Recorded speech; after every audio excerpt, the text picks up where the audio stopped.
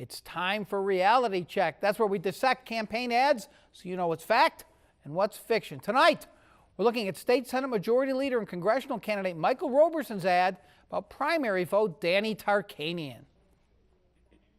I'm Michael Roberson, and I approve this message. $17 million.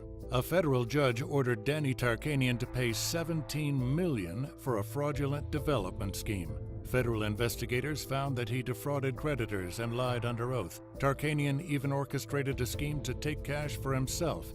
Now Tarkanian's declared bankruptcy and walked away, leaving us holding the bag for his failed scheme. Danny Tarkanian. It's time we walked away from him. Well, the ad centers on a complicated case surrounding a failed California land deal that has been raised in past Tarkanian bids for office. Now, it is true that while Tarkanian was running for Congress in 2012, a judge ordered him and some of his family members to pay that $17 million judgment to the Federal Deposit Insurance Corporation, which insured a bank that dissolved when the real estate deal went sour. Tarkanian said he should have used better judgment, but was the victim of unscrupulous partners, and he told the Las Vegas Sun he was, quote, bamboozled. Nevertheless, he and his family were ordered to pay the judgment, and Tarkanian had personally guaranteed a bank loan associated with the land deal. But was it a fraudulent development scheme, as the ad claims? $17 million. A federal judge ordered Danny Tarkanian to pay $17 million for a fraudulent development scheme. That's a pretty strong statement, and it may be that Tarkanian never should have personally guaranteed the loan, but he's never been charged with fraud or any other crime. The ad uses a complaint filed by the FDIC to try to collect the judgment. The complaint's full of many allegations that Tarkanian denies, and they were never litigated because he declared bankruptcy and made a deal to pay a small portion of the judgment. Federal investigators found that he defrauded creditors and lied under oath. Tarkanian even orchestrated a scheme to take cash for himself. So did Tarkanian defraud creditors? Did he lie under oath? Did he orchestrate a scheme to hide assets? Did he take cash for himself?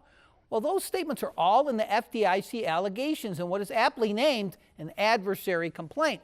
Agency lays out an elaborate attempt by Tarkanian to shield his assets from the bankruptcy court, transferring money to family members and even hiding a small amount in a safe in his house. But none of this has been proven, and Tarkanian denies all of it. I actually obtained a settlement agreement between the parties, and neither gave any ground, but the issue was settled, so the FDIC cannot be said, as I said, to have proven anything. So Roberson's using a legal document where plaintiffs have wide latitude to make allegations, quote, upon information and belief, as a sword. They may be true, but Roberson has no way of knowing. Now Tarkanian's declared bankruptcy and walked away, leaving us holding the bag for his failed scheme. Yes, Tarkanian did indeed declare bankruptcy last year after trying to fight the FDIC for years, and he paid only a little over $500,000, or about 1/34 of what the judge said he and his family owed. So technically the FDIC has to eat the rest, and that is us, I suppose. I've covered this issue for years, dating back 2 election cycles. It's clear Tarkanian put his finances and his family's at risk in the venture. But the language here is highly inflammatory and creates implications that Roberson knows he cannot prove simply by using a legal document as cover to make them. That's pretty brutal, but also a bit sleazy. I give this ad a C. Don't miss our reality checks right here on Ralston Live. You'll see plenty of new ads in the weeks to come all across the state and help you figure out what's true and what's not.